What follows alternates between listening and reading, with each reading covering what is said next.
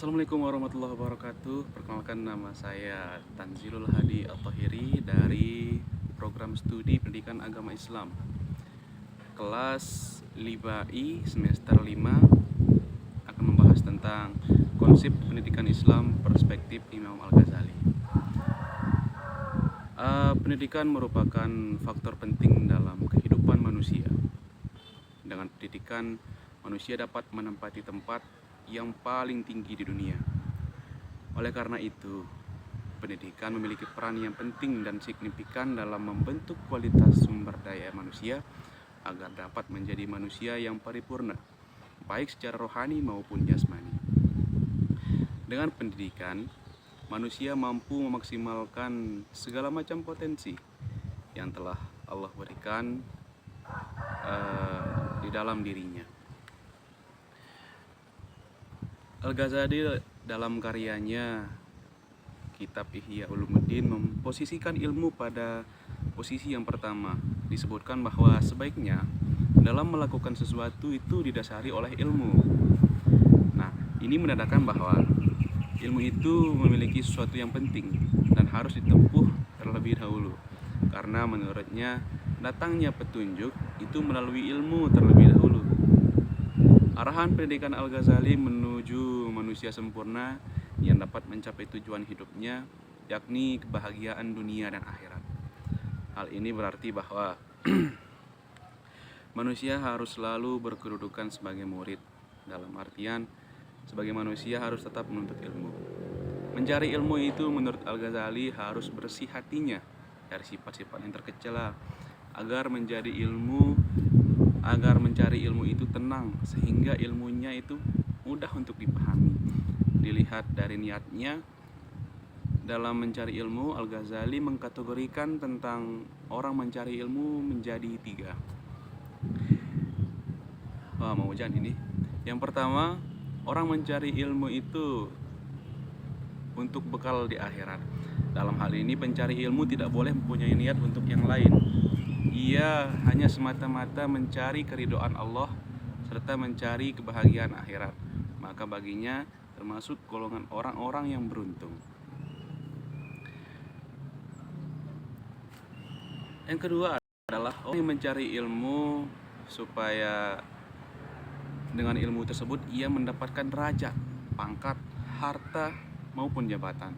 Orang yang seperti ini mencari ilmu, mempunyai niat seperti itu, termasuk dialah orang yang rugi karena niatnya yang salah. Ia termasuk orang-orang yang bisa dikatakan su'ul khotimah, begitu kata Imam Al-Ghazali. Nah, yang ketiga, orang yang mencari ilmu itu dan ia terkalahkan dengan hawa nafsunya. Ilmu yang digunakan untuk memperbanyak harta, untuk menyombongkan diri, mencari jabatan dan kemuliaan, orang-orang ini termasuk golongan orang yang merugi.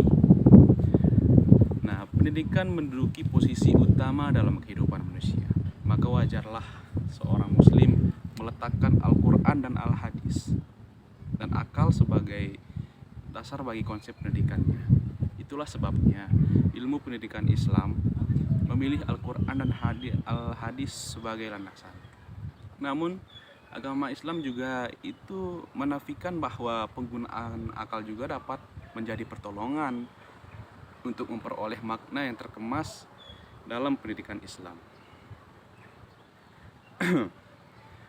Pendidikan merupakan kebutuhan mutlak yang harus dipenuhi sepanjang hayat. Tanpa pendidikan, sangat mustahil bagi manusia dapat hidup dan berkembang sejalan dengan perubahan zaman yang seperti kita rasakan pada zaman sekarang ini. Negara Indonesia memanglah bukan negara yang menganut sistem pemerintahan Islam.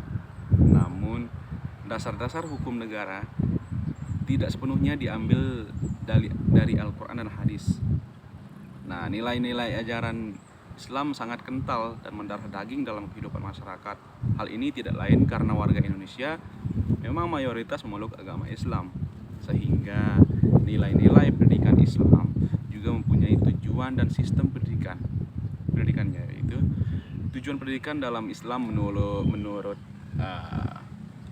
Abdul Malik Karim Abdullah mengutip pendapat Imam Al-Ghazali, pendidikan yang mempunyai tujuan yaitu pertama, kesempurnaan manusia yang puncaknya adalah dekat kepada Allah Subhanahu wa taala. Nah, yang kedua, kesempurnaan manusia yang puncaknya adalah kebahagiaan.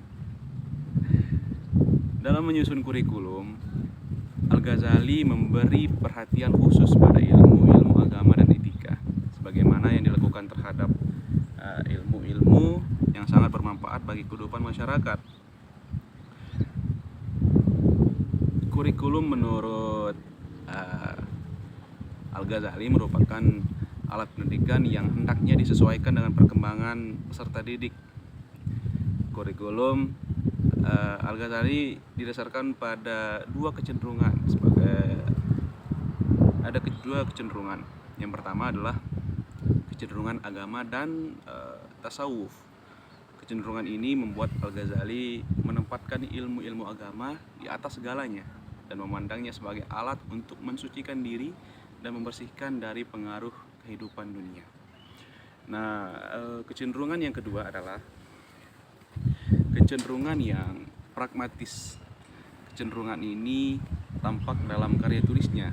Al-Ghazali beberapa kali mengulangi penilaian terhadap ilmu berdasarkan manfaatnya bagi manusia, baik kehidupan di dunia maupun di akhirat.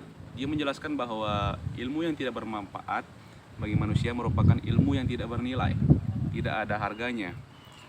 Konsep pendidikan menurut Al-Ghazali dapat diketahui antara lain dengan cara mengetahui dan memahami pemikirannya yang berkenaan dengan berbagai aspek yang berkaitan dengan pendidikan, yaitu tentang faktor pendidikan seperti aspek tujuan pendidikan, pendidik, anak didik, alat-alat pendidikan, dan lingkungan yang mempengaruhi anak didik. Adapun faktor pendidikan, Al-Ghazali menyatakan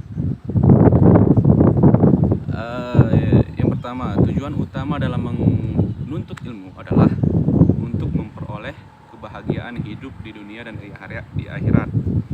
Maka yang dijadikan landasan utama dalam bidang pendidikan adalah Al-Quran dan hadis.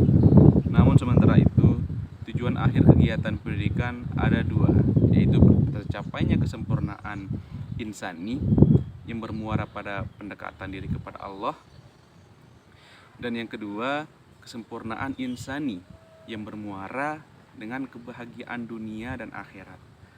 Karena itu ia bercita-cita mengajarkan manusia agar mereka sampai pada sasaran-sasaran yang tujuannya akhir dan maksud pendidikan itu.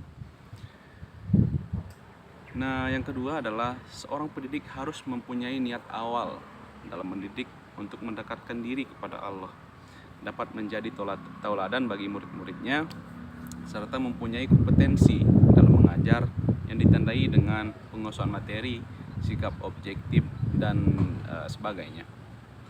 Dan yang ketiga, anak didik dalam belajar juga harus mempunyai niat mendekatkan diri kepada Allah sebisa mungkin, menjauhi maksiat, mencari ilmu, dan tidak akan diberikan kepada hal yang tidak suci, menghormati guru, dan tentunya rajin belajar. Nah, yang keempat, kurikulum atau bisa dikatakan dengan alat pendidikan. Sebagai alat pendidikan harus disesuaikan dengan perkembangan anak didik. Anak didik diberikan materi pelajaran secara bertahap dengan memilih materi yang mudah menuju materi yang lebih sulit. Dan materi ketauhidan hendaknya dijadikan landasan utama sebelum diberikan materi-materi yang pelajaran yang lain. Jadi materi tauhid itu number one. Nah, yang terakhir, lingkungan pendidikan terdiri dari 3 bagian, yakni lingkungan keluarga, yang kedua lingkungan sekolah, yang ketiga lingkungan masyarakat. Mengenai lingkungan, anak didik harus dijauhi dari pergaulan yang tidak baik, karena lingkungan yang jelek akan mempengaruhi perkembangan anak didik. Penerapan pendidikan Islam yang ada di Indonesia sebenarnya sudah diterapkan jauh-jauh hari dalam lingkungan pondok pesantren dengan diajarkannya berbagai pelajaran tentang Islam. dan nilai-nilai kehidupan yang digali dari falsafah Islam yang telah diajarkan oleh Rasulullah SAW. Hal ini membuktikan bahwa ketinggalan zaman ternyata meskipun dianggap ketinggalan zaman, ternyata nilai-nilai pendidikan Islam yang digambarkan oleh Imam Al-Ghazali secara esensi masih bisa diterapkan, bahkan bisa menjadi roh bagi dunia pendidikan yang dapat mengontrol moral anak didik. Teori pendidikan yang telah digambarkan Al-Ghazali asal tidak dianggap yang paling benar, tidak boleh dianggap paling benar. Dalam artian perlu dipadukan dengan teori-teori pendidikan modern. Tentunya akan menciptakan suatu bentuk teori yang mampu melahirkan produk-produk pendidikan yang cakap yang cakap ilmu dengan dihiasi pribadi yang bermoral Islami. Nah, hanya itu mungkin video yang bisa saya suguhkan untuk tugas UTS kali ini. Sekian dari saya, Tanzilul Hadi At-Tahiri, pamit undur diri. Semoga diberikan nilai yang mantap lah. Terima kasih.